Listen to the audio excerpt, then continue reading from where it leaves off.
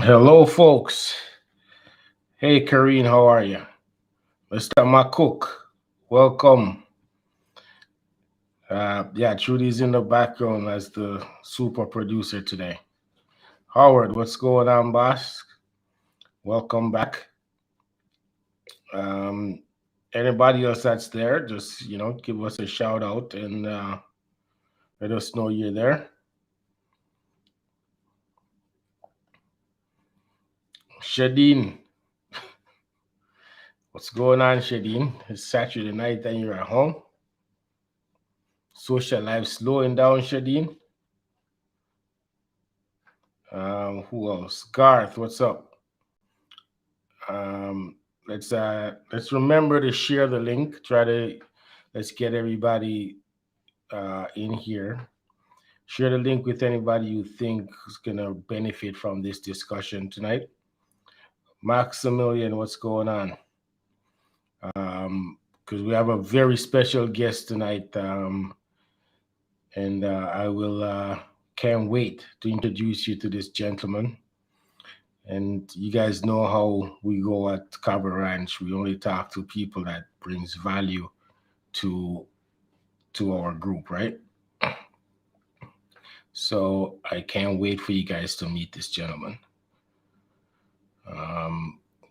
Yeah, so let's just share it. Hanif, what's going on? Welcome back. It's Christmas season, and I noticed that the Prime Minister extended his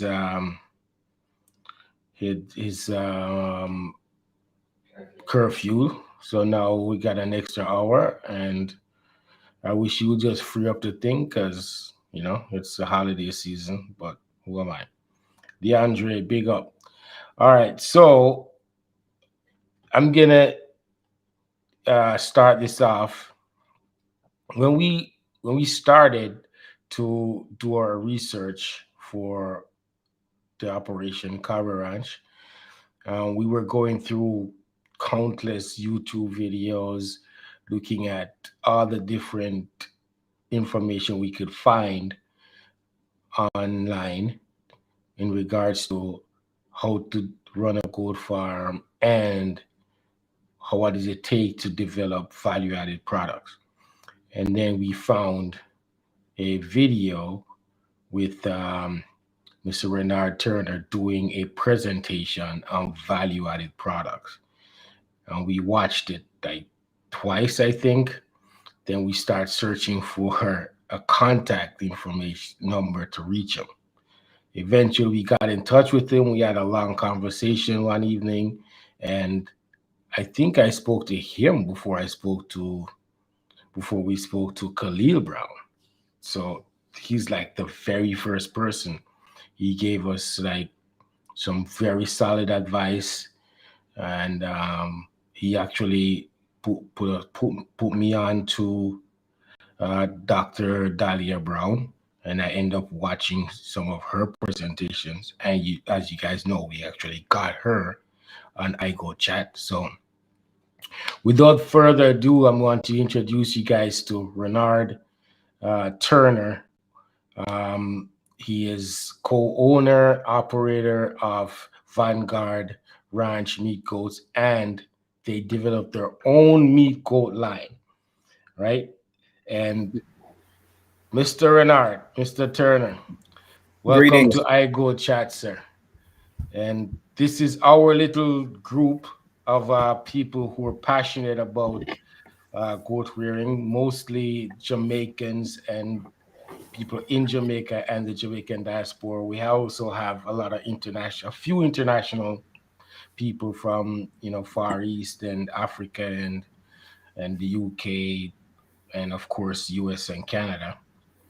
But Right. predominantly the players are Jamaicans. Um, so welcome, and I'm excited to have this conversation with you Well, within this platform because we had this conversation a while back on what you do, mhm, and I've always exactly. been intrigued and impressed with what you've done, and especially the animals. So first of all, can you give our group here a little background on who you are, your operation, and so they can be familiar with what you do? Absolutely. Greetings to everyone. Peace and blessings. I hope everyone's enjoying this evening, and I hope that through this time we spend together will be of value to you. So I thank you for your time and inviting me here. Shout out to Mr. Ray Hammond.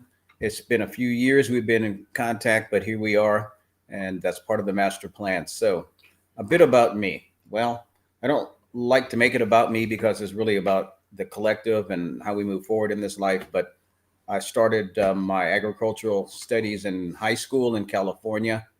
And I mean, this is late 60s, early 70s. So I've been around for a while. Um, like many of us, I've lived around the world, different places. And when I became an adult, I decided to move from Washington, D.C. to Central Virginia, where we live now. So my wife and I purchased this piece of land, and it was, wooded and treed. There was nothing here, and we developed everything from the fencing, well, the first the clearing, opening up land for pasture and browse. We started out with sheep, and after a number of years, we got rid of the sheep and moved to goats because goats were a better fit for the type of land that we had to deal with. The sheep needed a lot of work to take, recently cleared forested land and make it into a viable pasture for them. So they were more labor intensive and had more needs than goats. Goats were a much better fit. Um, so we started this place back, oh my goodness, I'm going to say around 1995 ish, and did lots of work. And we tried a number of things, but basically, I am a farmer for political reasons because I find it to be the most liberating way to live for a person, a man who's been born in the skin I'm in. America still has a myriad of problems, and I think the whole world knows that. But if you can grow your own food and have your own space, and I have no visible neighbors, so it's a nice way to live. Um, so I came to goats honestly by accident, and I'll tell you that Wow. my interest is in all animals and all agriculture. So I've raised a number of things. I've raised goats, horses, ostrich, chickens, and I currently raise a squabbing breed of pigeons, utility white kings for restaurant business, and my meat goats. So I've raised a lot of different animals, but I actually was interested in horses. I went to a horse show, and in the brochure for the horse show in the back was a 2-page article about meat goats. And it educated me to the fact that meat goats were the most widely eaten red meat on the planet Earth. I did not know that. And most people in America don't know that. And most people even in Europe, don't know that. You have to be from, the eastern part, Africa, the Caribbean, the islands, someplace, Yeah, and where yeah. goats are very commonly eaten. Goats are not uncommon. I've lived in Turkey. I've been to Greece. I've been around a lot of places, and goat is not an uncommon animal at the dinner table. So what happened at the show was I read this article on meat goats. I went back home and went to the internet and started reading. And I read everything I could on meat goats. I mean, I was familiar, but not really familiar, not a student at that point. Okay. Yeah. So I read everything I could, and I found out about the major breeds that are used here in North America. And at that time, you're looking at the Boer goat, the Kiko goat. Those are the two main ones. So the Spanish goat, of course, which is a combination of many things. And the myotonic being a minor player, and various cross breeds with dairy breeds like, Sonnens and Alpines and Toggenburgs, crossed with predominantly Boer genetics at that time to get, a good market goat. So through this research, I first started out with Kiko goats and Spanish Kiko crossbred does, and I bought a purebred Kiko buck and started the breeding up process, became a member of the American Kiko Goat Association. I actually served as their national secretary for a little over a year. That was quite interesting because up until they saw me when I showed up at Calhoun, Georgia for this national convention, it had all been internet contact. And a lot of people wanted me to be an officer in this organization because of my ideas were progressive. But when myself and my wife and my mom showed up in Georgia and 3 Black people at this fairground, it was a shock to many people. And they looked at us and said, are you sure you're at the right place? And I said, yes, ma'am. My name is Renard Turner. I am here, and I'm also running for a seat on the board of directors. Oh. Anyway, very interesting convention that turned out to be, which leads to some other points, which is why that I'm so glad to be here this evening, because I believe that our collective future is in finding creative ways to work together and do international business where we strengthen and actually own the banks. And I'm sure many of you follow what I'm saying. That's what we need to do. We must be able to empower ourselves with the ability to feed ourselves and exactly our collective people and all of the African diaspora, wherever they may be at this moment in time. We got to fix that situation, and food is key, because it is true that you do not bite the hand that feeds you. And if you're not feeding yourself, guess what? It's not a good place to be in. True. It's not a good place to be in. So I farm first as an act of liberation so I can free myself. And it works. So I can give you some tips. I know that, the Caribbean is a very different environment for raising goats than what I'm in here in Central Virginia. I am in rolling mountains, if you will, probably be hills to you guys around the world, not really big. I'm close to the Blue Ridge Mountains. I'm about a half an hour from the famous Charlottesville that everybody's probably heard about.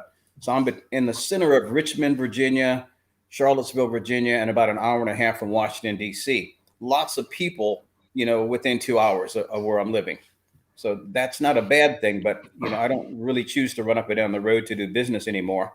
And we'll talk about that a bit later. But So let's get back to the goats, because that's why we're all here. So here's what I found. What kind of farm operation do you run? What is your farm operation? Yeah. The central part of my farm is my meat goat herd, my Bangus herd of meat goats. And that is the business that really fuels. Did we just lose him?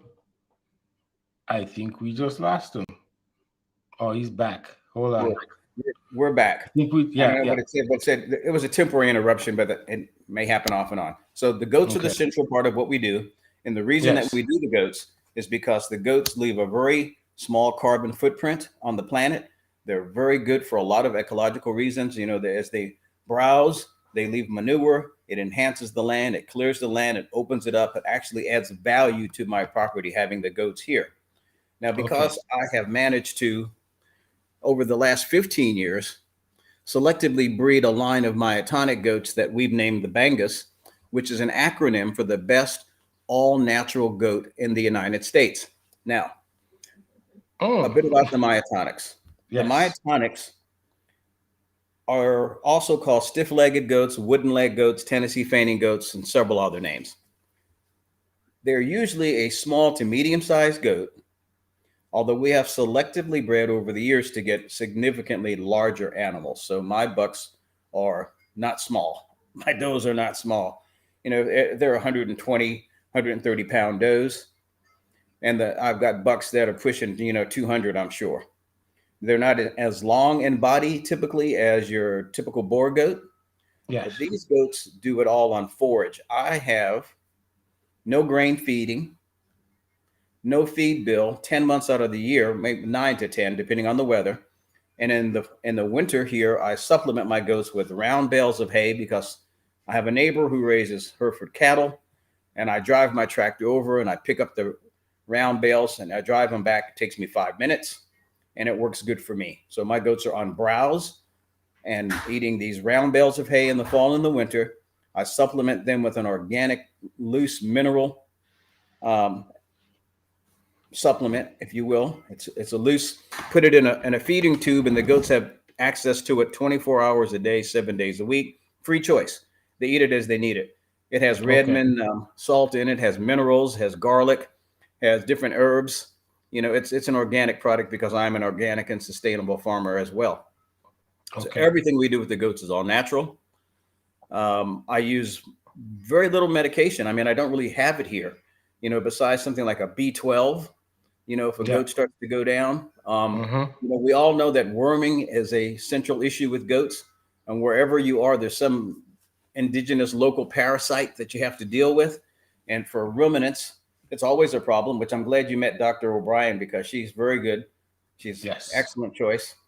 Also, if you don't know Richard Browning, he's at Tennessee State. He's also a good goat reference person, and his wife, Dr. Maria Browning, experts on goats.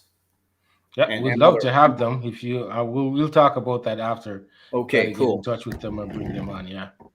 So, as I mentioned earlier, I started with the Kiko goats. The Kiko goats were good goats. I got them because all of the literature said that they were parasite resistant. Yeah. And I knew that to be a major problem in small ruminant production. I said, I don't want that. So I'm going to get these goats. So we started out with a starter herd of about 3 does and 1 registered buck. They were, you know, registered half Kiko does that we bred to a purebred Kiko buck to get 3/4, and it went 7/8. You know, the breeding up, I'm sure you guys know that formula to get to this purebred animal. By the time you get to a 7th, 8th, I mean, there's really virtually no phenotypical difference that you can really see. You know, you have to be a serious student of the breed to find anything beyond that that's detectable, because you have to understand that all of these breeds that we recognize today were started from land race goats that were indigenous somewhere and then selectively bred by someone to shape them into what they thought they should be. Now, here on my farm, my selection process is totally on natural selection. So when my kids are born, we don't help them up. I don't put them in jugs to be with their mothers. I don't use heating lamps. It's been cold here. We've had 15 new baby goats born within, I don't know, the last week. They're all fine. They're all running around. They're all nursing. They get up in 5 or 6 minutes. My does usually have twins by the time they're 2. Sometimes in their first pregnancy, they'll twin, but I have very strong maternals in my herd. They will fight off dogs. I have livestock guardian dogs because we have coyotes and bobcats. But my does will fight off a dog. And that's a good thing. If they're not a strong mother, we don't keep them. They go right to the grill. They get one chance on my farm to have bad maternal characteristics. If they don't lick that baby, get it up and nurse it on their own, they don't get a second chance. And, you know, that's how I select. And after 10 generations of doing that, I have extremely good does. And my bucks, I had one born last year, who in all of the years I've been raising goats, I've never had one grow this fast and this big. So I named him Shaq after Shaquille O'Neal. This guy is enormous. He's still growing. He's going to grow till he's 3. He's just now turning a yearling, and he's as big as a 4-year-old buck. That was my herd sire. So he's going to become my new herd sire. My old herd sire will become my backup cleanup junior herd sire. They're going to switch roles because Shaq is that much. His growth rate was superb. And I'm hoping that I'm going to transfer some of that to his offspring. And so that, you know, and it'll take me 3 years on this project to work this experiment out.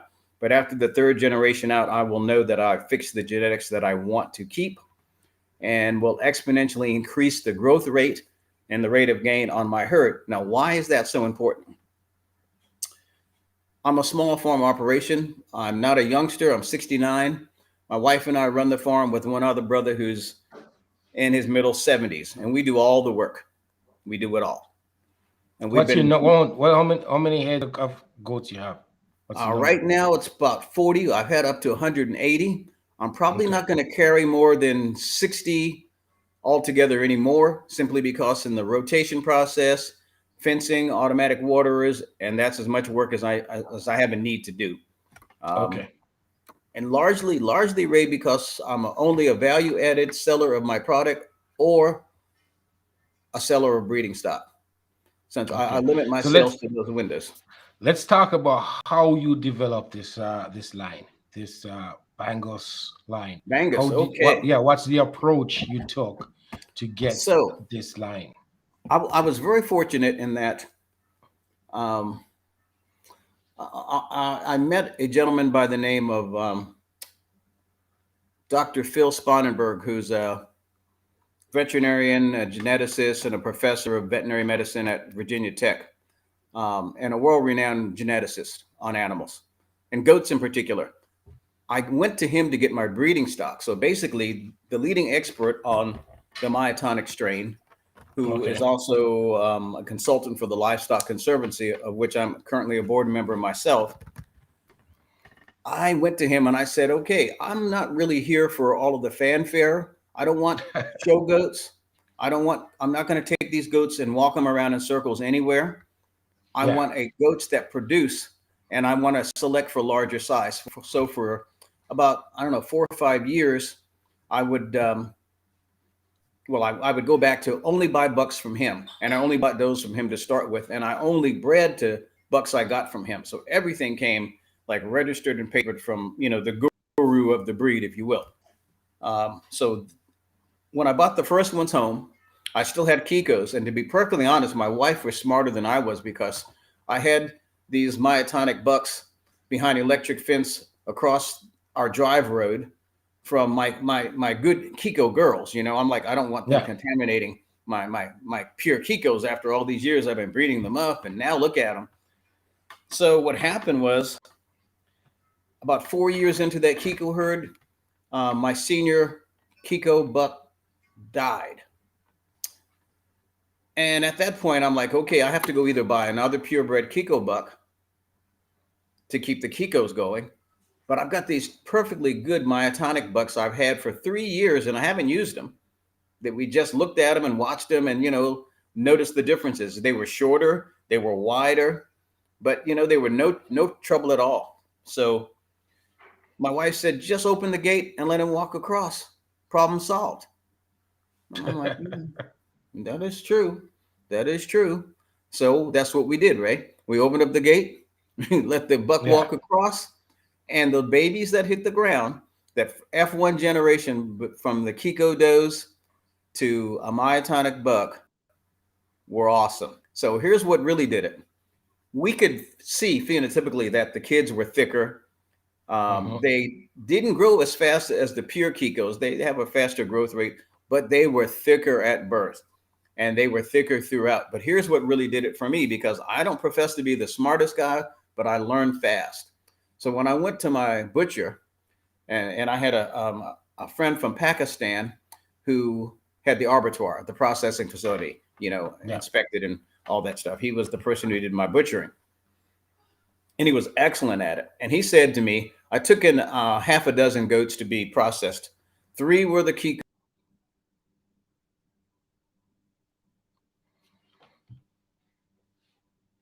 Well, as he said, we're gonna have it once and go. Okay, we're Okay. back. You're We're back. back. Yeah. Yeah. It's I that's get it. not a problem. There's a lot of Yeah. distance between us. We're doing good.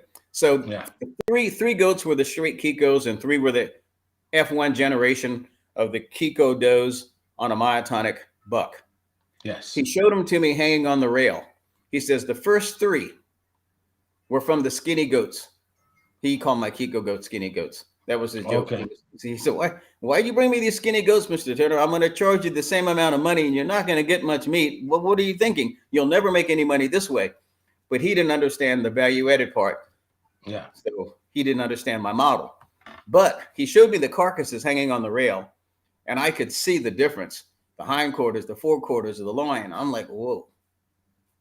So I had read, and I knew that the literature says that using a good myotonic buck on any other doe breed will increase the musculature by 6 to 10%. So I'm like, okay, I've read a lot of data stuff before, but 6%, that's pretty impressive if you got 100 kids. If it's 10%, you got 100 kids, well, that's the difference you can bank on if your input costs weren't any higher. And my input costs were identical. I didn't have any besides my mineral, which is, I don't know, I think I was paying maybe $35 a bag at the time. And, that would last about a month because I had so much forage. You see, on my farm, this is really important. Yeah. I believe that nature has it right. And these goats are acclimated to my farm. So I don't try to improve my fields anymore. I did it once. I did that when I had sheep, and I would plant, like different things for them.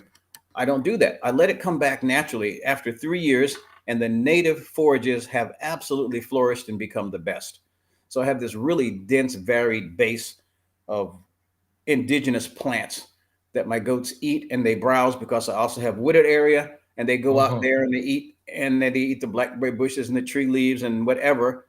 And then they come back, so I have no visible neighbors close to me, although that's changing as people are starting to move closer to us. So we'll have to change some of that and run more electric and so forth and so on to make sure that we'll stay close. But the truth was that looking at these carcasses made me realize the power, in this case, of first generation crosses, F1 crosses, which I think we all get. You get a higher heterosis rate. That's very important for commercial producers. If you're not producing just breeding stock to look at show animals and playing the breeder game, then you want that first generation cross for production to get your growth rate up and get as many kids on the ground and keep your input costs down, because your product is, the meat, right? Exactly. And it's Javion, I agree. He's saying, nature has it right. That is right. Our job is to mimic nature, to respect it, and not to try to command it and change it to make it do things that we don't want to do, So I learned a lesson from my butcher, and I learned a lesson from my wife.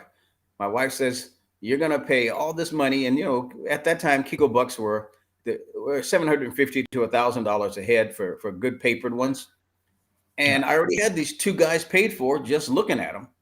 So we saved money, and we got a better kid from that first cross. And then from there, I gradually switched to going purebred myotonic because I processed out the skinny goats. So what I did was just the thinnest ones or whatever, they went first, then they went right to our concession trailer. So, and this is very important. I want everybody to understand this part. And if you have a chance to do this, here, a live goat was selling for, on a good day, say $3 a pound, US dollars.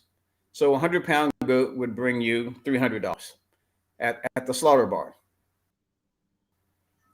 Now, some people might think that that's good money, and it is if you keep your costs down and you take, 40, 50 goats at a time, 100 goats at a time, whatever your economy of scale that you're comfortable with, that you can handle. That's the key. Don't go wider or deeper than you can handle it.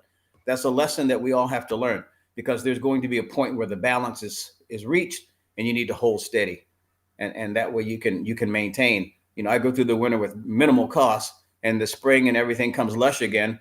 My kids that are being born now, they're going to grow even further. I'll select my best does. I only pick the top 10% to hold back in any given year. So if I raised 1,000 does, I would only look to keep 100, and the other 900 have to go to the market and to sale. Because if you're not selecting for better traits, you're not doing your operation any good. At the end of the day, you are the keeper of the genetic base for your colony of goats. Your goat herd is what you selected to be. I'm a hard selector. If you're not a good mother, I'm out. You're out. You become a griller very, very quickly. If the second time around, if you don't twin, you're gone. After that, you'll end up with all of my does looking like peas in a pod, all of them twinning within 2 or 3 days or a week of each other, all of them raising twins on their own. And I have those 13 and 14-year-old who will raise triplets and fight off a dog and live outside in the snow on round bales of hay and a bulk mineral and water. In the snow. In the snow. I've had goats have kids in the snow, and the kids' ears get frostbitten. and they still stand and nurse and they still make it just fine. No heat lamps, none of that stuff. I don't even spray navels here anymore. And people go, oh, well, because I'm a naturalist. Here we have wild deer. Who sprays their navel? Who trims their hoofs? Who worms them? And yet, I don't mean to laugh, but I totally agree with you. I say this all the time to my friends. I'm like, this is Jamaica. Why are we talking about goats getting cold? I'm like, exactly. Are you kidding me? Exactly. In Canada, I visit farms in Canada. It's like the middle of winter. They're kidding. And That's nobody is like, what are you talking about? It's getting cold. You gotta. And I'm like, it's never too cold for a goat in Jamaica. Never. It's not going to be. Never. And even here, you know, I selected these goats because they're acclimated already. That's part of it. But it takes a couple of generations to get these animals acclimated. I know you've got a lot of Boer genetic influence there, but they come from a warm region. Yeah, we got Boer and a lot of Nubians.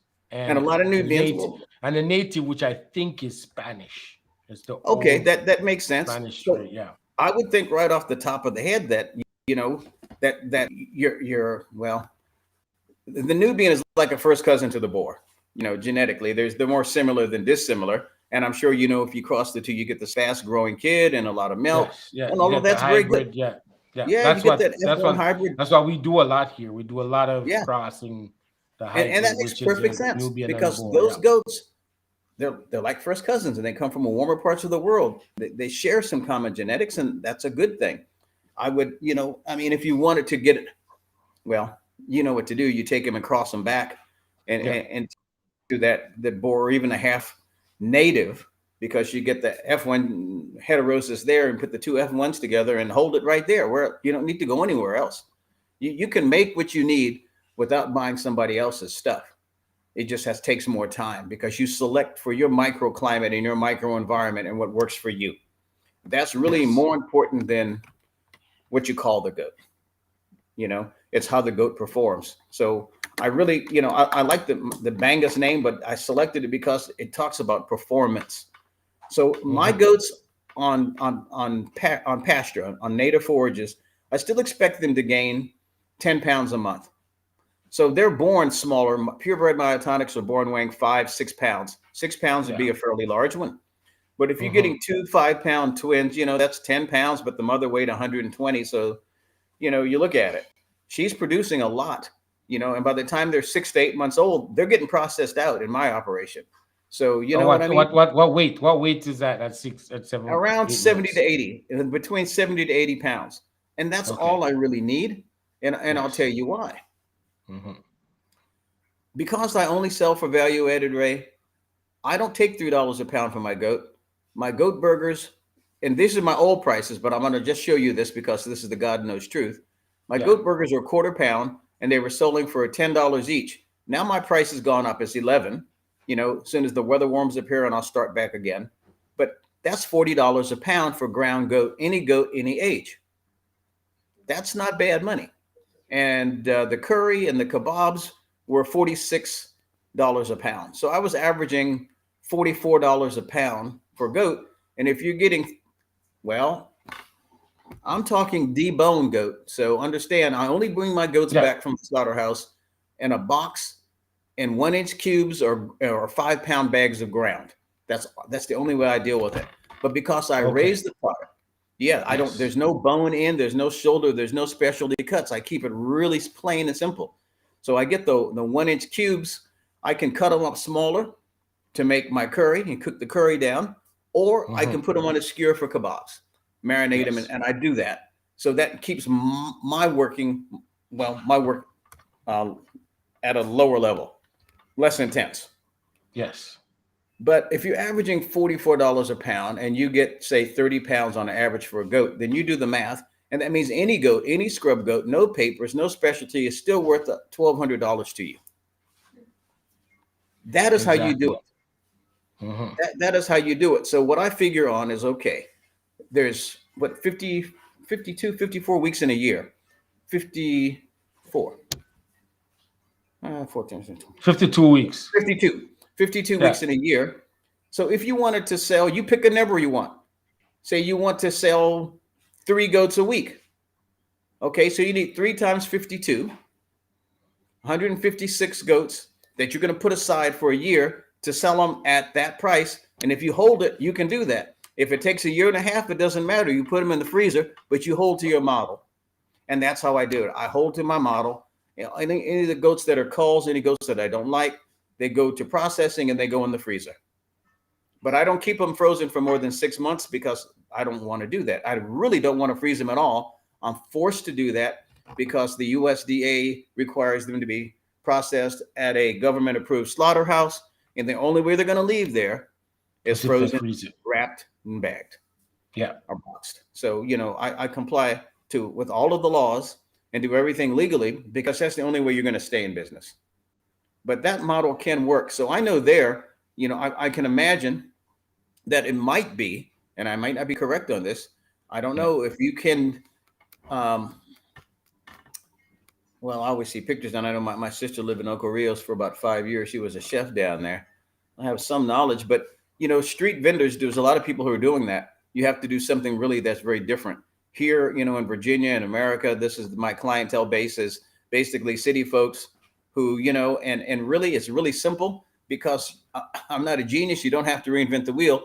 But if I wanted to play some Caribbean music and I got a sign that says Curry Goat and the smells are coming out of my mobile unit, and I've got a 20-foot long, you know, mobile unit that was custom built for us with a flat grill, a char grill, a refrigerator, hot and cold running water, you know, air conditioning, and we can prep and cook everything in there. It's a restaurant on wheels.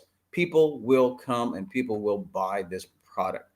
Americans will eat goat, and that's why I just went with the goat burger because I knew who I was dealing with. It's a McDonald's crowd.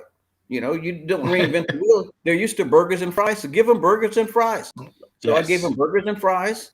And, you know, when I had festivals on my farm, I also went to the breweries and got kegs of beer. So they had burgers and fries and beer and curry, and everybody was happy.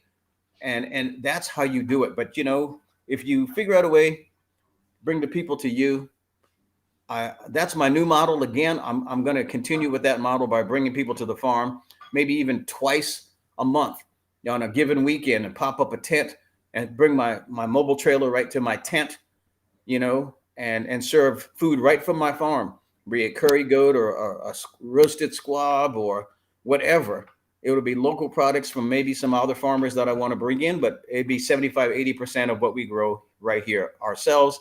That's the value added part that works for me. But here's the thing.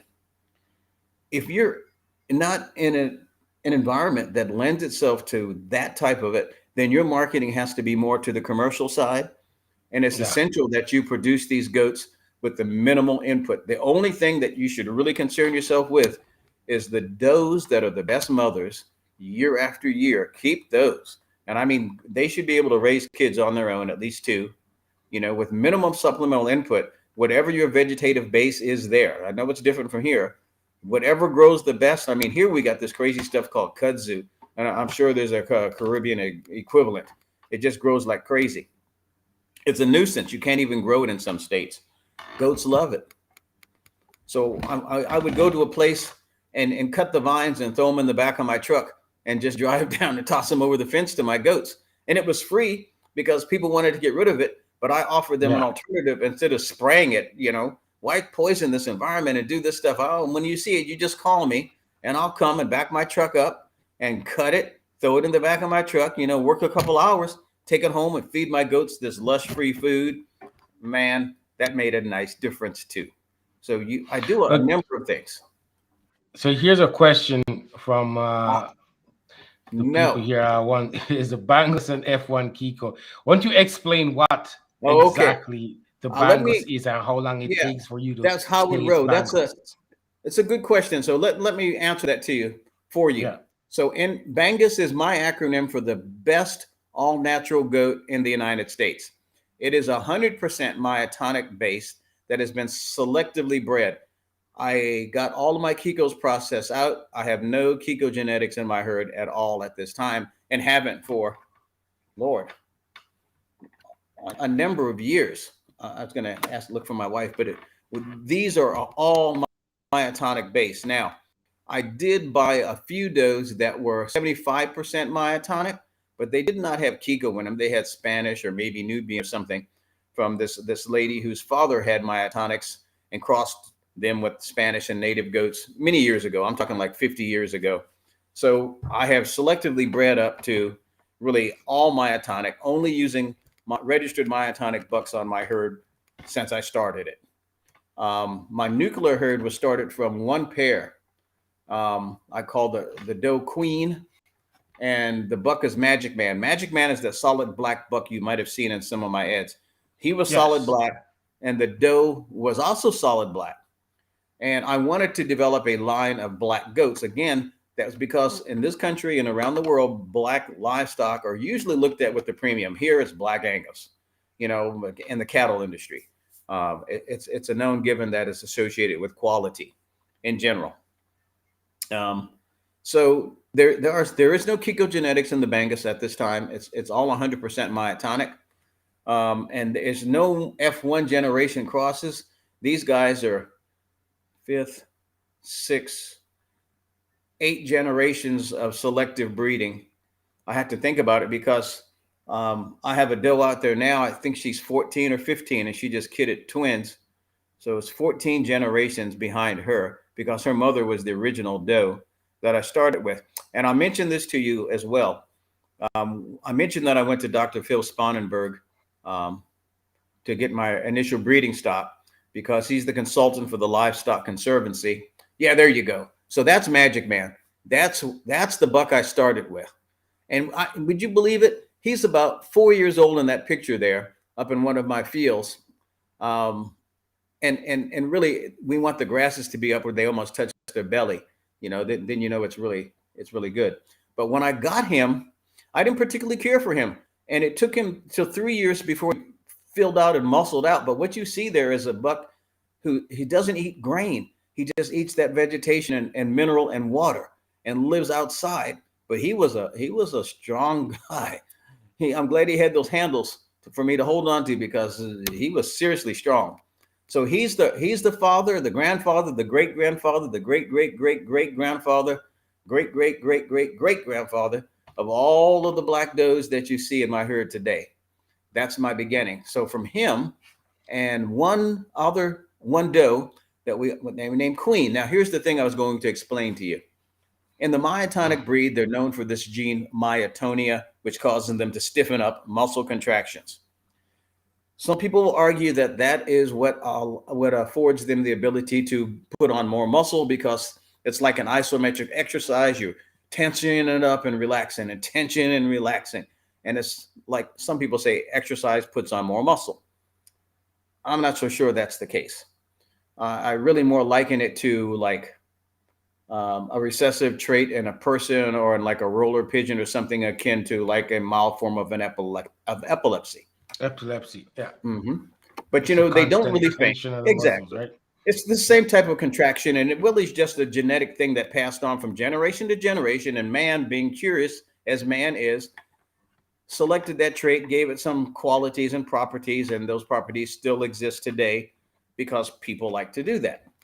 Well, so my doe, my first doe, what's known as a limber leg in the myotonic terminology. So goats are rated like from a 1 to 6 in levels of myotonia. That's the tensioning.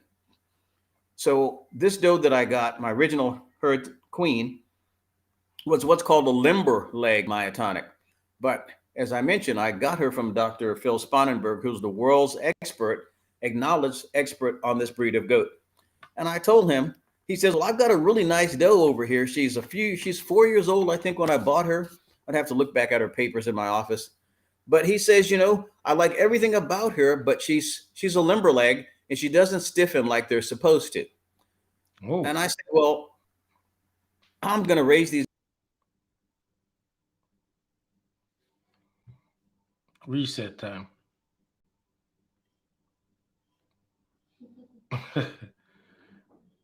I guess it's not just us. So I said, I'm going to raise these goats for a restaurant business. I'm not really worried about if she stiffens or not. So he says, well, I'll make you a really good deal on her.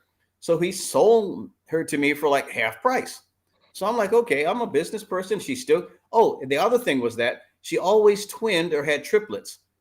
And so here I'm getting this doe for half the price, who's got comes with her papers, but always twins or has triplets and is a proven mother. I'm like, well, what's wrong with that picture? Nothing. Can't go wrong. So I Yeah. used her as my herd queen. And to this day, all of her daughters display the same characteristics. They don't stiffen, they twin, they raise them, and they're extremely thrifty. And I have no medical issues at all.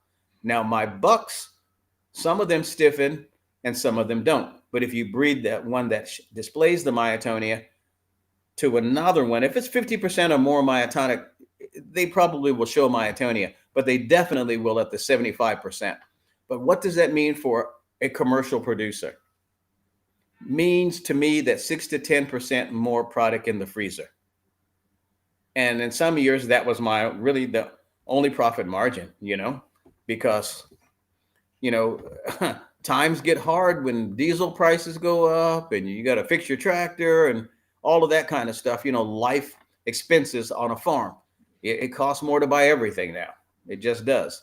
But Yeah. these goats work for me. But there, I tell you, I think what your native goats crossed with an F1 cross from either the Boer and the Nubian, because you're going to get the best of both worlds. They like the heat. You're going to get the extra milk production. You're going to get the thickness. You're going to get the rate of growth, which should be good. But when you cross it on to the natives, that F1 generation should be a killer goat. That should work Yeah, we really well. do.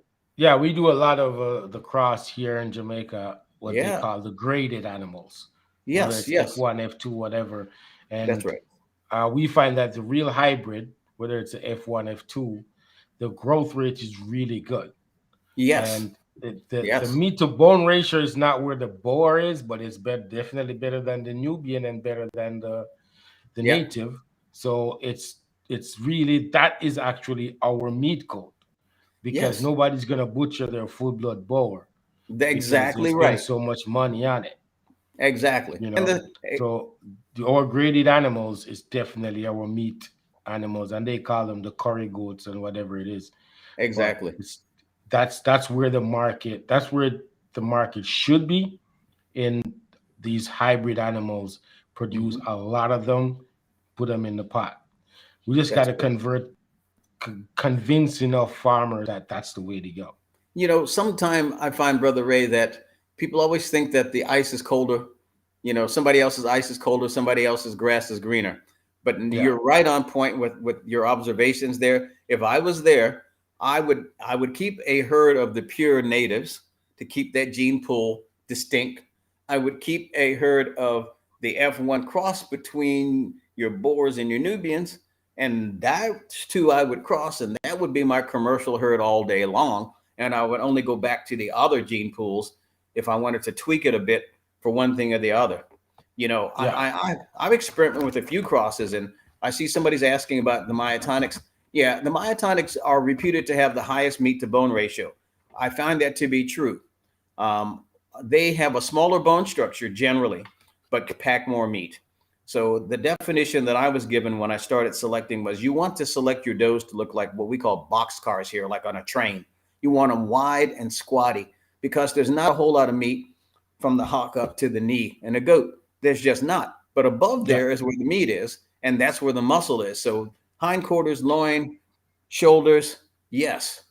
And that's what I pack onto my goats. And I've been working for years to get more rump on them because there's more muscle. And it's definitely obvious in my herd, and I got some awesome bucks here that people come and they'll buy them from me for a starter herd, and they're always pleased and they're always happy, and they call me back and say, yeah, just like you said, she twinned and they're up great. We've never had goats that were up. I'm like, and you didn't bother them, I hope. Just leave her be. And said, no, we didn't bother them. I said, because a lot of people mess their goats up and they try to make them into pets. They got to stay livestock. I think you guys are in a good place weather-wise. Here, we have the heat, but we have 4 seasons. We have snow and ice. You guys don't know what that is, right? It's not a bad thing. no. Well, Jamaicans on a whole don't Yeah, experience that type of exactly. temperature, but people like the people who travel, or Do people exactly, they exactly. they do, and it's not.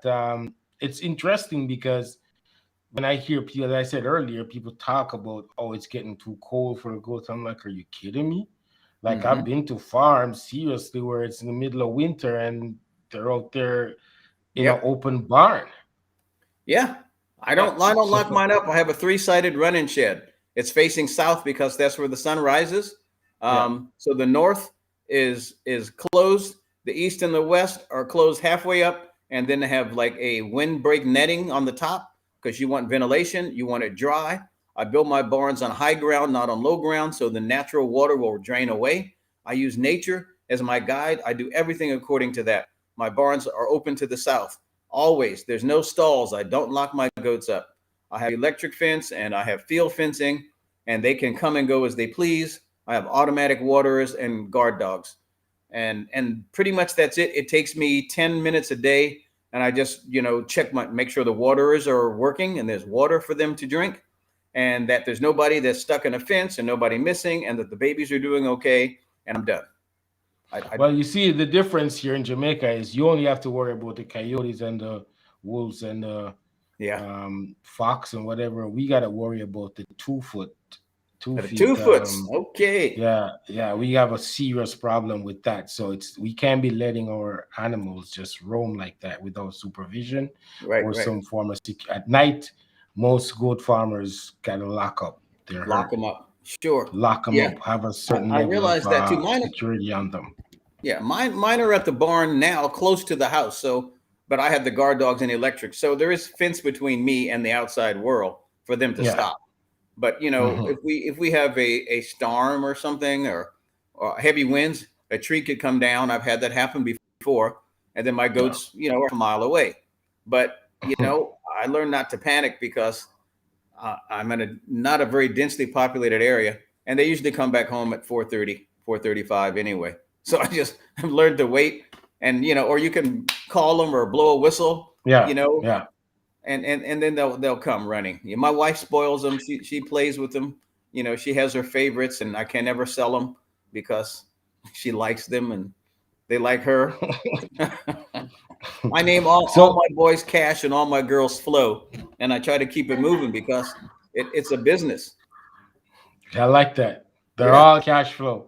that's right. That's right. And Yeah, and I'm glad, and as long as people eat them, I'll be in business. that's true. That's what it's That's about, right? exactly. Don't fall in love with them. You treat No, them but well and you love having them and loving them to be in great condition, but do not fall in love with them. yes. So Peter McCook is asking me, what is the percentage? Are you asking about the percentage of the increase in the amount of meat yielded per goat with the myotonic genetic, or percentage in my herd of myotonic? In my herd, it's 100% now, because all of my genetics are from, are really, really from, if I go back to it, Magic Man, Queen, her three dogs, 1, 2, 3, 4, 5 goats are on all the pedigrees of all of my herd. If you go back, they all go back to those five.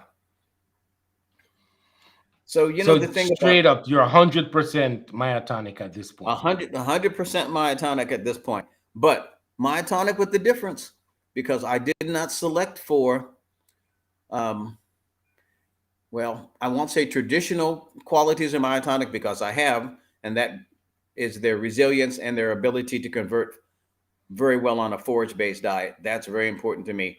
But I have selectively bred for a larger myotonic goat. And, I have to say that with Dr. Spanenberg's assistance, he would hold bucks back for me and offer them to me before they would be dispatched to slaughter or something, because he knew what I was breeding for. And other people might not want one that big because it might exceed the breed standard. Well, guess what? Those are exactly the ones I want. They're exceeding the breed standard, but they have all the genetics of the breed. Perfect. So I get more bang for my bucks. Yeah, so In I many think ways. Peter meant what is the meat to live weight ratio, Aha. live weight Okay. versus once it's processed, how much That's a meat it very good is. one. And it's going to vary from goat to goat, but I can tell you this. Um, Now, do you practice line breeding? Um, since I have my product deboned, so there's no bone in my product, I can tell you this. That buck in that picture, Magic Man, I had him processed out when he was 15 years old. He became arthritic, and there's nothing that we could do. We took him to the vet, and she's like, well, you can give him these steroid shots. And I'm not going to spend all that money. And then I'm going to taint his meat. And then I can't cook it consciously and sell it to someone else if I know I put poison in it. I'm not going to do that. So we had him processed. And at 15 years of age, he was deboned, ground. I had him all ground, and I got 35 pounds. I remember this. I got 35 pounds of ground from that buck. Now, you say 50% of the animal's live weight would transfer into carcass weight. So if that goat weighed 200 pounds, it'd be a 100-pound carcass. But by the time you gutted that carcass, cleaned it out, and brown, you're not going to have 100 pounds. You're getting bone and all, but I'm not. So you'd be getting maybe 50 at the most. It depends, but you're not going to get a tremendous amount. And those 100-pound goats are pretty rare unless you're including bone. I'm not including bone. Okay. Totally deboned, was 35 pounds of ground. And all of that went into Goat Burgers because I had a music festival, and he supplied all of the burgers for that one festival. So that was a good day. There's 35, 40 goat burgers, sold that day for my price. So that was a good day. Okay, so another question: do you practice line breeding? If so, do you Absolutely. have any guidance on how to do that? Absolutely, I do practice line breeding. I think line breeding is essential, but I think one of the things that as livestock producers we need to know, Peter Cook is 50% to Jamaica standard. 50% of the live carcass weight. That's pretty much universal for goats. That's where it's going to be. Then after you break it down, however you choose. And if you're selling bone-in and a raw product, that's one thing, but I'm selling it cooked on a plate. That's a different ball game, and the numbers get pretty crazy. So yes to line breeding. I definitely line breed. As that Magic Man buck that was shown in the slide, he's line. Everybody's bred back to him in my herd. Why? Because he had the genetic base I wanted to model off of. So he was my starting point. Anything less than that was not going to ever be bred on my farm. He became my litmus test. His sons, I've got his great-great-grandson out here now. Great-great-grandson is my herd sire. It's still his grandson. And he's awesome. As awesome as he is, and he is still a half-brother to many of the does in my herd. So this year, and I bred that way for many years till I had my base herd. So what I'm doing is I'm having 50 solid black peas in a pod, my choice, all the genetics. That's what I want. That's going to be my nuclear herd. They stay forever. Those genes will be here hopefully when I'm gone. They will always be going back to the line. I only bring in an outcross from another myotonic buck from the same original source that's not genetically close to my line. So I will select another line, and see, knowing him is invaluable to me because he's the historian and he's the keeper of the gene. So he's got, 5 or 6 different old lines. Some you can't find anymore, but that's the outcross that I want because I've got my relatively inbred line to a degree, not to the degree where they start to get smaller or degrade or anything like that. You got to stop it. One time is okay. Second time, you better own. If you do it twice, you have to really cull hard because you're not going to move forward like that, and unless you've got an outcross buck from a family that's distantly removed, then that's fine. That can work. But right now, as it is, I don't have to bring in another buck for at least 5 years because I just bought one this year who, as long as he reaches my standards, I won't breed him until he's there because I need to see him. He's going to be 2 to 3 before I let him in with my does because I want to make sure that he develops, because that's what I'm looking for. He may be 3 years old before I breed him at all. But that's my standard, and I can do that because I have 5 or 6 bucks here at any time and I can choose from them. I don't need 5 or 6. 3 is all I need, an A and a B and a C for backup, because I know the genetics. That's what keeps it line bred. So yes to line breeding, but don't do it too close. And if you're going to line breed, decide if you know the mitochondrial DNA from the female side is most important. You guys, you know what I'm talking about. I think you do. It's the grandmother. You need to know who the grandmother was sometime to see what direction these animals may be going in. So, you know, the mother is important, very important. The father is also important, but the grandmother to the father, the grandmother to the mother, if you can put your hands or eyes on those animals, you can easily see where you're going to go with that, because they're going to have traits that you select for. So, for example, if I want to breed a longer goat, then I'll select for 3 generations of breeding to get that length I'm after. I might not get it the first time, but I can move in that direction. Then the second time, and by the time I do it for the 3rd round, I'm going to have what I want, or find that it's not achievable.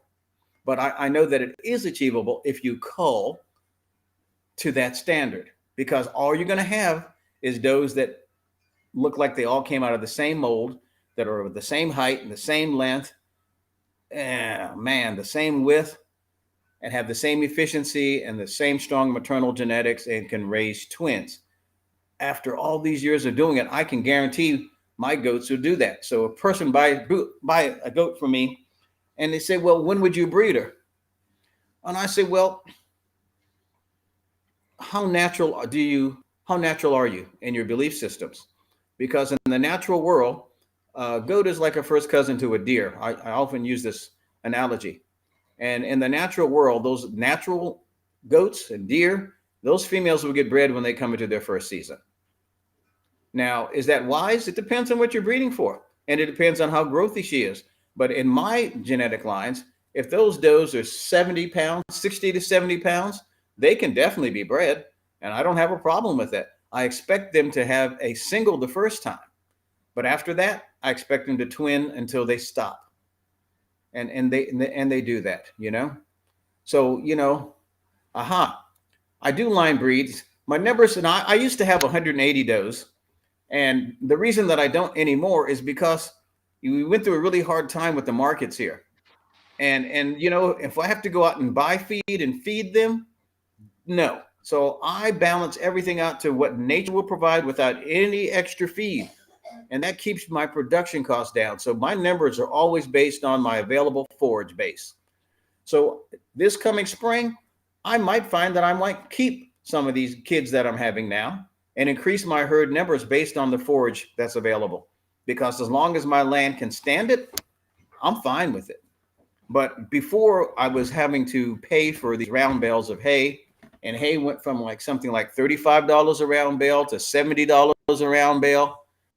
You got to take out your pencil and do some sharp, rearranging things, because you can't spend more than you make on a farm and stay in the business of farming. It has to be cash flow all the time. And there are ways to do that. So yes, I have experience with line breeding. I advocate for line breeding. I think it's essential to the phenotype, the physical type that you want, as well as the production model. But don't be afraid. Somebody said bad experience in terms of phenotype failures. Well, I don't know how long that your process was, but it's going to take a few generations to really establish and fix type. And in most animal breedings, that first generation, that F1 is really a special phenomenon. But you can only get F1s one time unless you're keeping a base stock of the dams and the sires from the original cross, which is what most people do. But I always go for 3 years of trial in my breeding, just to make sure I'm fixing what I'm after. If I see it in one generation, I'm excited, but I don't consider that fixed yet. It's just expressing itself. It may be the unusual individual that shows everything that you're looking for. But the question is, can you replicate that on command? Can you replicate that consistently? Consistently. That's the key. And that takes a few years because you're going to need to get enough of a gene pool to work with to really be able to assess that. And to me, even a dozen does is a good experiment. You get a dozen, but those dozen, you've got to treat them the same way and breed them the same way. And then their daughters, and then their granddaughters. And then you'll know if you fix that type. I'm in my herd. I can guarantee what's going to happen. If I go up there, I'm going to find some more solid black twins, because that's about all I'm ever going to get. If I get something else, it's because it's not from my nuclear herd. And I did buy some goats that I keep in another lot. When I say another lot, another field, another everything, they don't commingle. But those are goats that I would just use for people who want to come to the farm and get a goat to eat. I get some walk-on farm traffic, and especially since COVID, and they'll come in, and usually they're, from the Caribbean or Africa or Hispanic, and they'll come in and they want to buy a goat. And then I'll say, well, yeah, I've got some up here. You can take a look here, and you can process it. And that works sometimes too.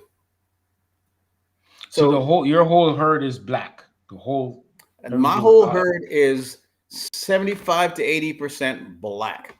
Those that aren't are like a chocolate mahogany brown from another buck that I had that I really liked. He's no longer with us, but a matter of fact, his does were nice. I was getting them, but they weren't as thrifty as my solid black, so I processed them out. Is that the big brown buck that's on your thing on the front here? Yeah. Hold on, let me see. The solid brown. Yeah. Now I bought him as a this guy. Yes. That's Choco Mayo. So Choco Mayo, and that's one of his daughters in front of him, and that was Choco Mayo. That brown that he was throwing was really a recessive gene, and it showed up in 40 to 60% of his doe links. I never got another buckling the same color from him, only the female. So there was some sex links, something going on there. I haven't figured out exactly what, but they were really elegant looking does, but they were a little bit more refined. It seemed like he embodied like the musculature, but he was like super masculine, and his daughters were almost the opposite and were super feminine, and they were more refined, and they weren't as hardy as my solid black. So they all went to the grill. They all got processed out because they weren't keeping up with the production with my solid black Bangus. Even though they were still myotonics, they weren't keeping up. So my line is, 75 to 80% solid black. Some have some white, a blaze or a snip or a spot or something. I purchased 2 outside myotonic does that express that blue-eyed gene. I'm not a fan of the blue-eyed gene because I understand that they don't see as well in sunlight. I'm just not a fan of blue-eyed goats. So most of my, or 75, 80% of my herd is solid black with minimal white, and that's in the standard of the Bangus. Is I'm writing my own standard because you realize that all of these breed standards were started by usually a group of middle-aged or older white men sitting around a table drinking whiskey, scotch, or what have you. That's how these breed associations got started. I mean, that's the real truth, the real talk, and that's how you have an Angus. That's how you have a Holstein or Hereford or a St. Croix or Barbados, whatever. Somebody decided, or a Boer, they decided to write a standard, and they all agreed. And then the next week, they were Boer breeders. Before that, they were Boer goat thieves from the indigenous people. Yes. So is your herd registered, breed registered? They are registered. I'm thinking I might trademark, but as I'm looking into it, there's a little bit involved. Not that that's a problem, but I don't know that I would gain anything. So I think I'm going to start my own organization and just do my thing my way. That's how everybody else did it. Yeah. So I'll make my own registry. What about we know how hardy they are. Yes. What about the parasite, their parasite resistance? Aha. Is it okay? Is it comparative to the Kiko? Better. Seriously. But I'll tell you why. And a lot of people don't believe it. But so When I first got into goats, the wonder wormer was ivermectin, ivermectin. And then they became ivermectin resistant. And now what do? Okay, well, the first thing you do is you don't crowd your goats. You don't keep them in wet areas. You don't overfeed them on highly acidic feeds. Which came first, the feed store or the goat? The answer is the goat. So obviously, you don't really need the feed store if you get this right. If you get it right, you balance it out. So I don't overstock, but here's what I did do. And I learned this, I got a tip from Dr. Spangenberg. And now, mind you, he's also a veterinarian, okay? And he said to me, Renard, you can worm a goat once. You can worm a goat twice, but you shouldn't worm it 3 times. You're out. Three strikes and you're out of your gene pool, out of just. And I was a beginner then, and I said, well, yeah, but she's so nice looking and she's so pretty, and oh, she's got this great character, and oh, I just love her babies, but I had to worm her twice. He says, one more time, and then you eliminate her at the most. And then I started doing that. And after 8 years of selecting that, I have a bottle of Zydectin, for my, I said B12, Zydectin. I have, Pepto-Bismol, that pink antacid. And the reason I have that is because here we have wild rhododendron and azaleas, which are poisonous to goats. So occasionally I'll have a goat because it's too much work to fence it all out or cut it. Any of my goats that eat it, I know the symptoms. I give them the Pepto-Bismol and they never eat it again because goats are not stupid. So problem solved. But I have the Zydectin as a backup wormer. I rarely ever have to use it. And if I do have to worm an animal, I will isolate them for 2 weeks. I will worm them 3 days in a row with the Zydectin. And then I'll let them shed their worms in that confined space before I put them back in with the herd. And here's the other thing. Now, I don't know what's the equivalent there, but we have this plant called Sericea lespedeza. Lespedeza. Yeah, okay. That's great for goats. So I grew it and I collected the seeds. And guess what? It comes back every year if you don't overgraze it. So I rotate them and I get it back up. It gets almost as tall as me, up to my shoulders. I'm like 5'7".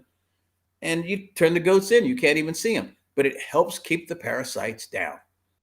And it definitely works. It definitely works. I swear by that stuff. It's very good. And the other thing is just don't overcrowd. And it's difficult if you have a confinement or a semi-confinement, raising method. You're going to have to use more Sericea lespedeza. But I don't like chemical wormers. I don't use them. Ours are probably outdate. The other thing is we don't what they call that overeating disease. Do you guys inoculate for overeating disease when your kids are born down there? No, I don't know what that is. Aha, good. That's even better. Well, here, and I guess because many people in the West there, we'll go to the feed store and buy 50 pounds of sweet feed for their goats. Okay. And then they go back and feed it to their goats, and it's too rich, it's too hot, and it causes problems. Somebody's mentioning bloating, and that's bloating, for the kids. That's what it is. They get too much, and usually this will occur if you have your does in a confinement situation, and they have access. The babies, the kids have access to their mothers nursing all the time, and that doe can't walk away or get away from that kid. I find when they're reared naturally, and you probably never see this in the native breeds that are free ranging, because the mamas will walk away. And they don't let the kids nurse all the time. But for kids that are in a close confinement space and have access to their mother all the time, can actually get too much milk, and that causes a problem. And then they can become, what do we call that here? Overeating disease. It makes them limp. It makes them like weak in the knees. They can't stand up. Somebody's asking me, how do I treat worm burdens? Well, the truth is, I don't have a worm burden. But I do use FAMACHA methods. If I see an animal in the field and I notice that he or she is looking a little thin, then I will pull that animal out and I will look under its lip and in the eyes to see if they look anemic. pale. So if they're really showing pale gums and a pale under the eyelid, that's the FAMACHA test. Then I know that that animal is carrying an unhealthy worm burden. Then I will pull that animal out and I will use the Zydectin on that animal and isolate it from the rest of the herd. But I don't really have a worm burden because I don't overcrowd, and I've selected for a tolerance. People want to call it, it's tolerance.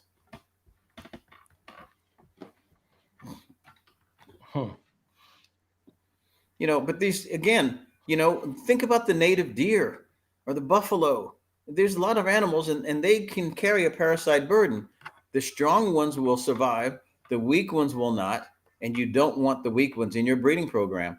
So part of the natural selection is to allow for some sickness to occur. And I say, we want to keep, but that's part of nature's way of selecting the best. Yeah, I think the animals, they find a way to medicate That's right. themselves out there if they have the opportunity to graze That's at right. will and find what they want at will. They will They will. choose the They medication will they choose need what whenever they helps need it. cure them. Because Yes. in the infinite wisdom of the creator, they have that inalienable right to know. They've not lost their natural minds like most humans. Humans have lost the natural mind and don't know the natural ways. And when you try to force unnatural ways on animals, you're usually going to end up with dead animals. That's because nature got it right. Yeah. So I would take it that you don't believe in the commercializing of livestock, right? The way they're doing it in a Well, grand no, scale, I like a think feedlot type thing. feedlots to me are not appealing because I think that the cost of maintaining the feedlot versus the return of the investment is always going to be um, inherently an issue unless you're able to provide all of the foodstuffs that your animals need, hyper local, very close to you at a reasonable price. You're just adding on exponentially to potential problems due to overcrowding. See, there's a natural way, and natural is not overcrowded, but yeah, here, like in my area, they see we can handle 5 animal units per acre. We do acres here. I think you do hectares there. That's Yeah, five, we like do. 5 We do. does Yeah, we do and the kid. acres. Yeah, we Okay, do acres too. Yeah. acres. Okay, and it Mhm. depends on the vegetation in any given year. Because sometimes you can do it. Yeah, Maximilian's right. Sericea lespedeza. It's the good stuff.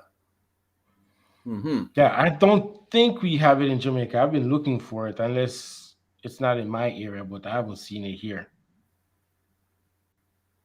Say that I haven't again. seen it. I haven't seen the Sericea lespedeza in Ah, Jamaica. I haven't found it here yet. it might not be there, but I don't know if there's in America. There's some states that it's illegal to grow it in because they Yeah. consider it a noxious weed. Um, I'm glad I don't live in one of those states. Because it's so valuable to your livestock. Exactly. I would have to move. Yeah, Yeah.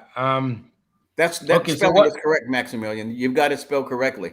Sericea Yeah. lespedeza So is these correct. are. Now, there's this other thing called Puna chicory, Puna variety chicory. I don't Yeah. know if it will grow there, but that's also an excellent anthelmintic. That's for keeping worms out. Puna brand chicory, Puna. I had a hard time finding it. It comes from New Zealand. I got it several years ago. I tried it.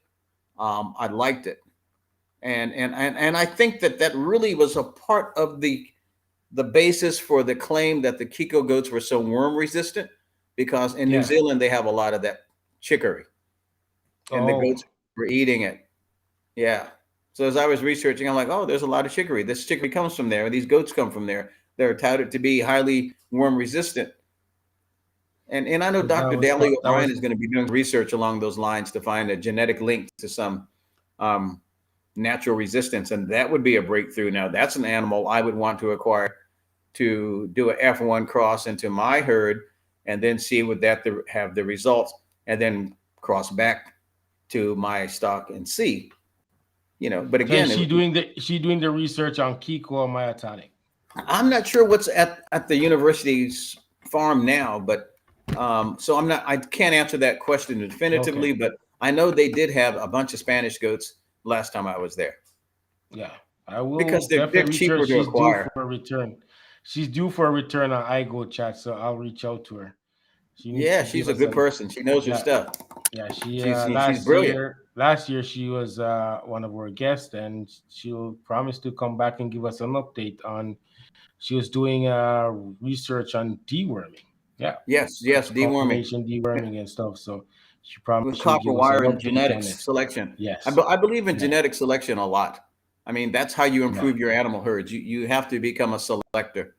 I mean, Well, the native animals here in Jamaica, native goats, whether they're Spanish mixed over and natural selection over the years that created these animals, they're very parasite resistant. mm-hmm, Like they will eat and survive throughout the year without getting dewormed or mm-hmm, anything. mm-hmm. And most of the farmers in Jamaica will use a native and put a purebred Nubian Mm-hmm. or boar on the native and get the F1s up and breed up. But the natives are tough animals. They Nothing phased them. They don't grow fast though, and the That's meat to right. bone ratio is very And low. But they're hardy animals, you see, Ray, very what you hardy said, animals. Yeah, yeah. Go ahead. I agree with that observation, and that's pretty much the same with the myotonics. They are known to be a slow to moderate growth rate in the Hmm. breed.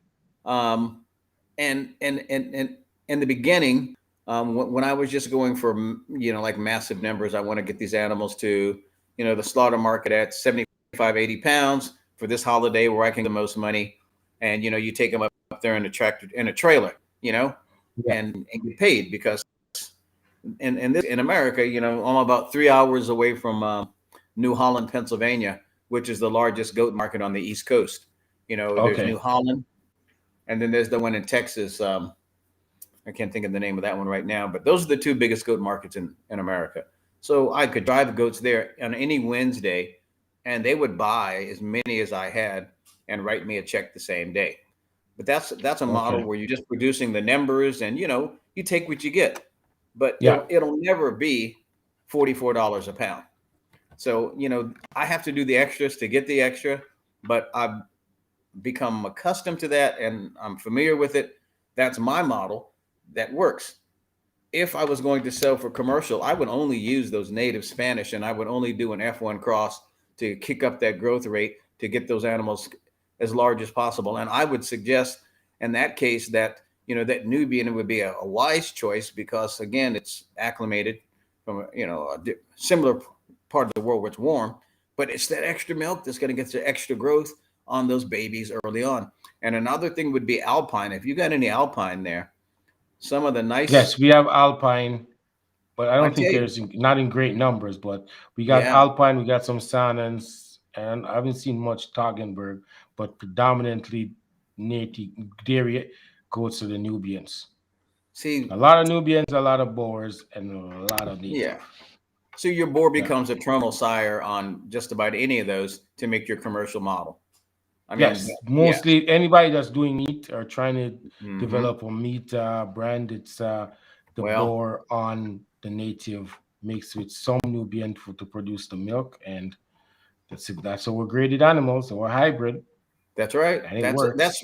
That's what you need in a commercial operation. I would go like 80% F1 and be done because it's Yeah, not going to get any better than that. You want that growth rate, you want that heterosis, you want that vigor, and you want it year after year. So you got to keep your purebred bucks of an yeah, outcross and your other, and the more distant those genetics are, the better the heterosis. So really, if I could find like a goat from, oh Lord, someplace distant from America, as far as I could think, some Australia, South Australia. Well, Africa. the Kikos were New Zealand and Australia, and Yeah, and they basically were very similar to the Spanish goats models here. But I would think of something almost like from like I don't know, like the Hunza tribe in Namibia. I believe that's something, a goat like that. I mean, a desert goat, you know, those Yeah. goats have been doing it, but they couldn't stand the moisture. They know how to survive there on nothing. But I guarantee you, and there's some goat from China that I heard has 4 and 5 babies at a time. I think it's called the Han. Wow. They're not available to America because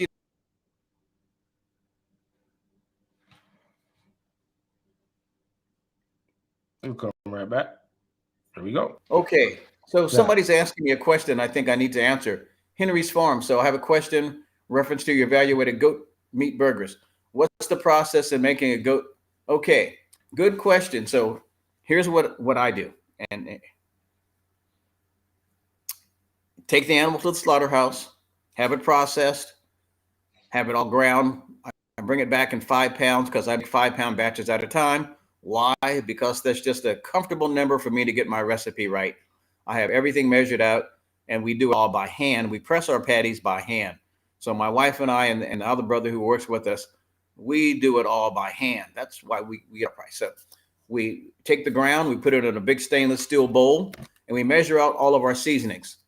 And you mix it all up in that bowl, and then we press them out. We have the wax paper sleeves that we buy from the restaurant business, and you put them in your burger press, and then you weigh out your 1/4 pound, on a scale. So we weigh them all out, and then we put them in the press, and we hand press them, and we're hand pressing them 2 at a time. That's it, 2 at a time. So if I'm doing 5 pounds and I'm getting 4 burgers to the pound, no, excuse me. 1/4 pound, I'm getting 4 burgers to the pound. 5 pounds will give me 20 burgers. We can do that in next to no time. So if I was going to do an event, I might put 200 burgers, and that would be enough for me to go out and do the business for that day or two. Now, when I did the State Fair of Virginia, we took our concession trailer there and we went through 36 goats in 11 days, all ground and curry. That was a lot of work, but it was nice counting the money. That's what it was all about, the money. And that was, the money was made. But yes, to answer your process, to answer your question about the process, yes, have it ground, mix it up with your seasonings of your choice. And that's where you get creative. You find what works for you. You can put your jerk spices or whatever you want in it. And then you press it up and you make it and you grill it, and people are gonna buy it and eat it. But we have to go to a licensed and approved state, well, not a state, United States Department of Agriculture approved abattoir to have our goods processed. And that's an expensive process here. It used to cost me, when I first started, about $63 a goat. Now it costs me $120 for any goat, any size, to have it processed. So yeah. That's how lucky Jamaica is, because it doesn't cost that much to get your animals processed. You can be your own butcher and have a decent little abattoir on your property, and all you need is the inspector. You tell the inspector, I'm butchering on Friday. The inspector comes and inspect the animals and the carcass, and you're good to go. That is a blessing. That's how it should be. All they do, the reason they're trying to track is see if something comes up where they should track it to. Right. But the process, I tell Jamaicans all the time, they should take advantage of the things that are easy in Jamaica. Yes, because in the US, in Canada, to process an animal, sometimes people got to drive 2 hours, an hour. I got to drive to go get their animal. I got to drive an hour to the closest approved abattoir to get my goats processed, and now I have to wait 3 months on a waiting list because of COVID and everybody going crazy. And of course, there's not too many people bringing goats in. They're mostly doing beef and hogs in the area of the country that I live in, and then I'm black, so they put me down lower on the list. That's just the reality. So, but I make it work. And that's why I hold my price line and I don't budge. So somebody's asking about the meaning of the term F1. F1 is a genetic term for filial first generation cross. It's filial, FILAL, which is like a family cross. So if you take a boar goat and a Nubian. A good example, easy example. The cross between the offspring, the cross between a boar buck and a Nubian doe, or Nubian buck and a boar doe, is an F1 cross, the first generation. Beyond that, you can have F2s, F3s, and so forth and so on. But that first generation cross is going to give you the heterosis, which is expressed as the amount of gain expressed in that animal's growth rate, their health, their conversion of feed. That's what you get when the animals are not closely related. You get a high expression in the first generation. After that, it goes downhill. So what's your thoughts on growing fodder with barley sprouting? Yeah, I think that's a good choice. And, especially if space is a limiting factor. Yeah, sprouted grains are good. I don't have any problem with that. I think they would eat it up and love it. I can tell you that here in Virginia, I'm in Virginia, and now it's become legal for us to grow cannabis. And I think that cannabis will be an excellent fodder because its growth rate and how much leaf it has. So, we could do what's called industrial hemp with less than 3% THC. It's not approved for animal feed, but the animals don't know it.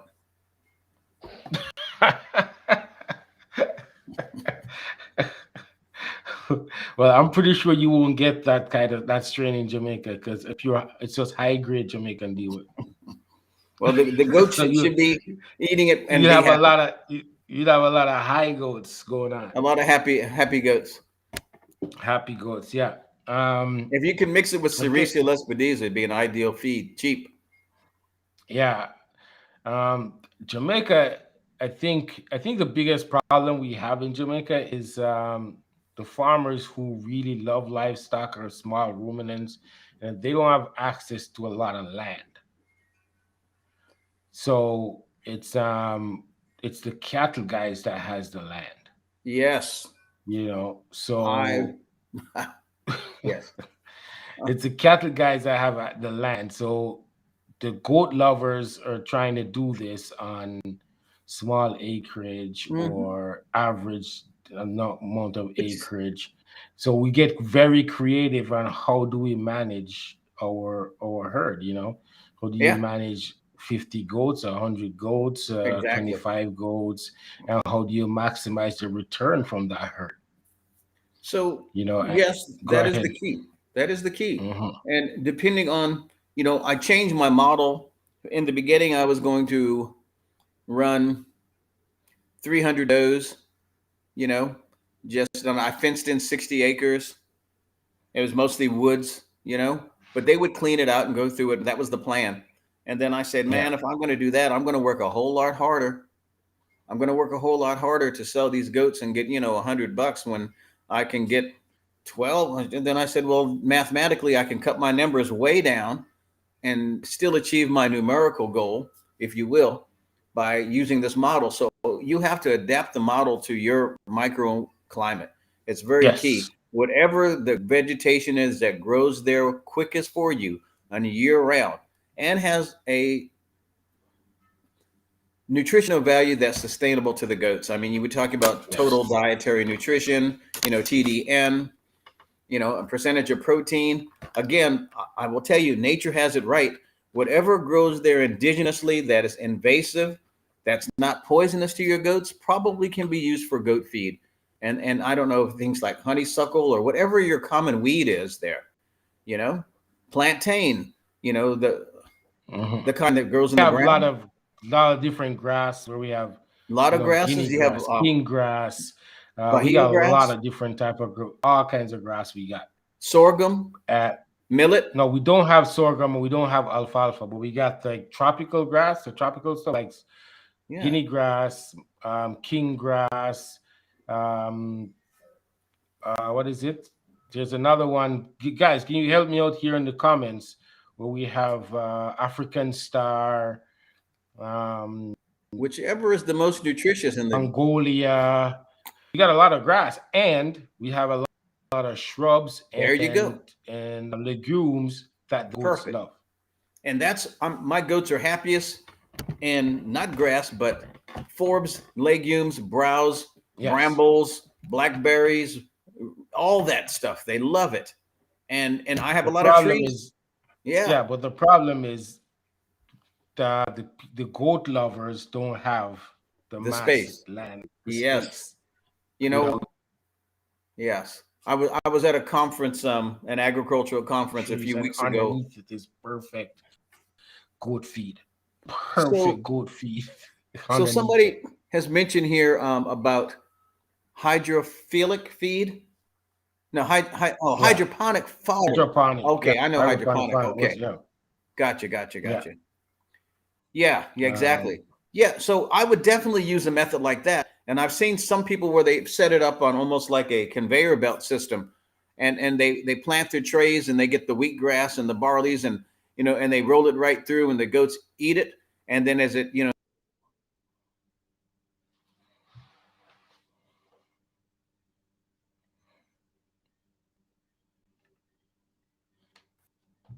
yeah, you're back. so I, yes, I think that that's a great way to grow the fodder there. I would utilize that if I were you are for sure. But fortunately, all I have to do is look at mine because I'm blessed with enough forage where they can walk around and help themselves. So but I will tell you that I took God 5-6 years to get my my pastures where they are now. And I mean when Okay. I say that it was at first I raised sheep here and I planted dwarf pearl millet and I did that forage chicory and I did puna chicory for the and I did a ryegrass for the sheep and I raised really nice sheep. I had these registered horn Dorsets, I had caracals, I had Romanov. I even raised ostrich here on this farm. I've raised a bunch of stuff. Wow.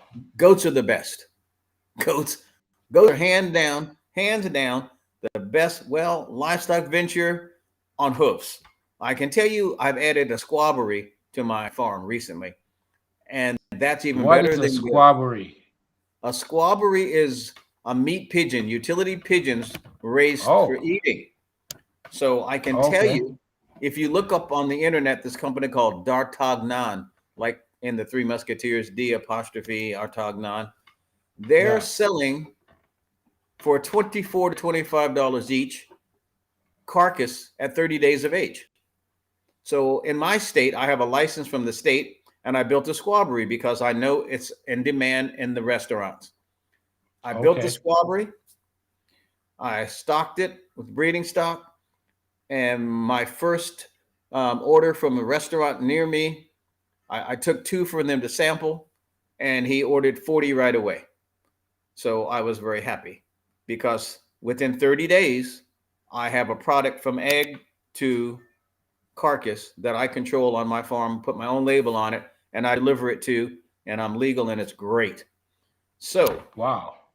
and it doesn't take a bunch of space. My squabbery building is, what is that? It's 16 feet, 32 feet long, I think. But anyway, I built it, I stick built the whole thing Hmm. and I have 50 breeding pairs, but I can do 100 squab a month. And if you do the math on it, if you get $25 a piece, that's not bad for a bird that's 14 ounces. It's 14 ounces is pretty good return. Back out Wow. your cost. But you can hit me up about that later. But Yeah, squabs, yeah, yeah. if you got any people that are into the French cuisine or any people from well, anywhere really, squab is a high dollar item. And if you really want to raise something crazy, I don't know if it'll work down there, but there's a breed of chicken that's all black, and their carcasses are selling for $295 each, frozen. Yeah, Whoa. it's a chicken. It's The just chicken. That's the black ones, right? yes, the Everything ones black. from yeah, Organs Sayami, black. Everything's Amon, black. Ayami Samanis from Indonesia. Black bones, black organs, black beak, black Yeah. eyes. Everything's black. Yeah. They used to be like $10,000 a pair for breeders when they first came around. Yeah. There's Crazy. someone says it's here in Jamaica somewhere. I don't know. Yeah, well, But there's always an agripreneur somewhere who wants to make that money. I might get some just to play with them, yeah. just Wow. because. I mean, it's $100 for a day old chick in America. $100 for a day old chick. That's good money. Wow. Yeah. Yeah. That's if you can definitely breed that. Oh, I can. They're chickens. I mean, you Yeah, get they're three of them. regular chickens, right? It's the same thing you do to a regular chicken, you do for them. They'll basically raise Yeah. themselves in Jamaica because as long as they can run around and eat something. Yeah, But there's a farmer that I follow on YouTube with a White House on the Hill or something. And well, they have a few of them. I think that the And goats, to me they, though, the goats are mhm. are fun. But I say they're fun, but they're still the backbone of my farm because I love the genetics and the breeding. And now that I've created, this really nice strain, as long as I live, I will steward them. They take care of us. They just do. It's a joy to walk out and just look at them, and you see the babies running and jumping sideways and doing somersaults, and everybody's healthy, and I don't have to put hands on them. Um, it took a while to get there, but it's the easiest thing for me is the goats. The hardest thing is getting them processed now. So I solved that part by getting a poultry exemption, so I can do 1,000 a year on my farm without having to do anything else. So I'm not a greedy Okay. man, so I'm okay with that. You know, but if you Wow. do 1,000 birds at $25 each, that's still $25,000 for a part-time job. Yeah. It's not bad. Yeah. Well, Renard, thank you very much Well, I tell for you. doing this, and you're welcome back anytime. Well, you know what? I am really humbled and honored by the fact that you reached out because I'm a firm believer in the sons and daughters of all of the African diaspora working together to to liberate ourselves collectively from the mess that we're in internationally. And we have the ability to do it, but the way to do it is stop depending on others to feed us. And I farm so I can feed myself. It's a real act of liberation. So you know what? Anytime you want to reach out, my email is vanguardranch at gmail.com.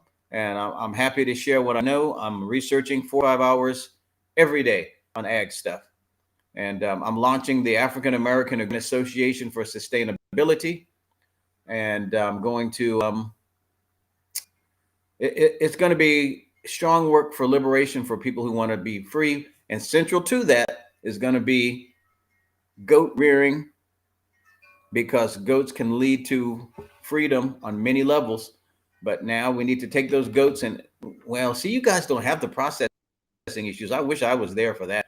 Man, that'd be perfect. What I need is no processing restrictions with the forage I have. That's it. That's a home run. Well, Processing I is a would big say deal. there's no processing restrictions. I'm saying it's not as It's not as regulated, not stringent. as restricted. Yeah. So Exactly. a farmer Yes. that has his thing, he can just go through the channels and build his own abattoir. Right. And all he needs to do is to say, I'm butchering on Friday. The inspector comes and inspect on Friday to go. He doesn't have to travel miles and miles and miles to get it done. If you just butchering for yourself and your family, you can do it Well, on the farm. If you want us to the exactly. public, that's all you need to do. See, and Basically, here, that's all you need to do. if Food a person, handler's permit, yes. butcher's license, and you're good to go. So what I have a person can come to my farm to buy a goat and slaughter it himself. Once he pays for it, it's his goat. He can do Yeah, whatever he yeah, wants. That's not against the law here. But yeah, for me to retail sell it through my restaurant, it has to have that government stamp and seal. yeah. So Yeah, that's yes, the same here, but it's yeah, easy for it's that easier there. inspector to Here get to it's your not. farm.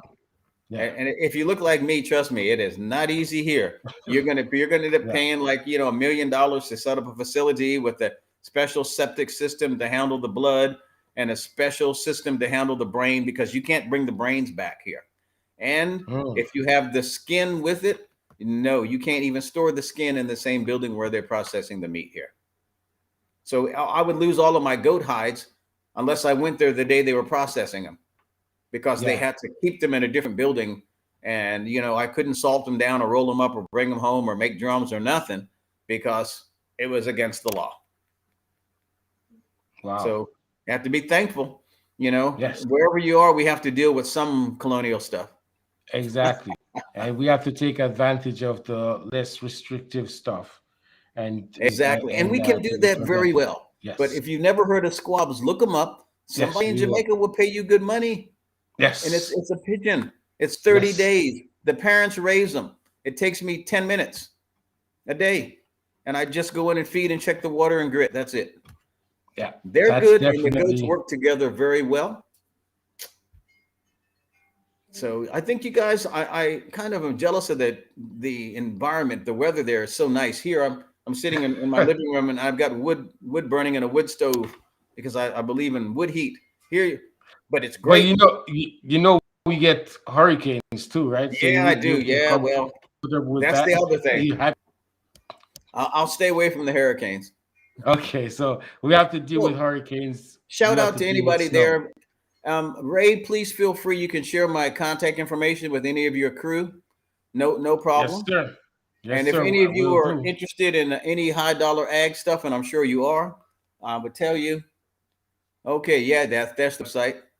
That's Yes, good. you guys need to check out the website there, and Yes, you can email them and be a part of the family at the Vanguard Ranch, that's right. Natural Gourmet. You can get a lot of information there, and we're we're happy to have Renard here. Yes, And as I said before, thank you very much. You're welcome to come back anytime, and high thanks for five. sharing your wealth of information. Um, let's hope he's not just gone yet. He's gonna come back right minute now. Yep. Yes. So I want Yep. to thank you, and you've Thank helped you. us before, and you help us again.